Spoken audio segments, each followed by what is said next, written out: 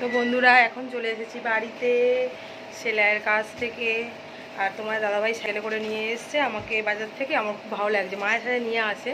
তো এখন চলো গপুর জন্য একটু সন্দেশ নিয়ে এসেছি, যেগুলো বার করে নিই। দেখো ব্যাগ থেকে গপুর জন্য সন্দেশ এনেছি, বার করে নেবো। আর আমার তোতো পাখি বনো পাখির জন্য খাবার, এটা স্প্রিং পাখির জন্য খাবার। আর তোতোর জন্য খাবার এনেছি, এই দেখো মেস। তো এইগুলো মেশিনের উপর রেখে দিচ্ছি আর গপুকে এখন ভোগ দেবো। তো বন্ধুরা এখন এটা আমি ঠাকুর ঘরে রেখে দিই। স্নান করবো না, সরি, আমি এখন মুখ হাত পা ধুয়ে গপুকে সেবা দেবো। তার কারণ আমি তো সকালবেলা জামা চেঞ্জ করে গেছি, আর চেঞ্জ করতে লাগবে না। তো এখন মুখ হাত পা ধুয়ে আসি গপুকে ভোগ দেওয়ার জন্যে।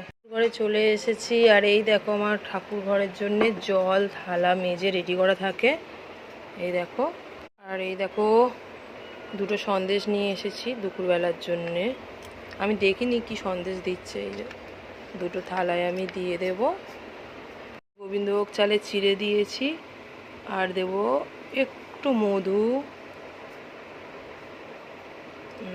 দিয়ে দেবো কিশমিশ।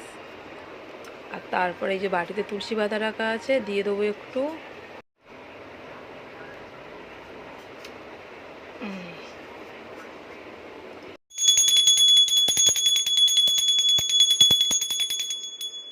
সেবা করে নাও গপু, সেবা করে নাও।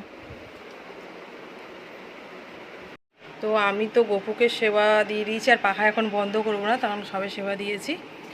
এখন আমি চলে যাচ্ছি ভাত বাড়তে। তোমার দাদাভাইও কাছ থেকে চলে এসছে। এখন তার মতো টাটা, ভাত খেয়ে নেবো।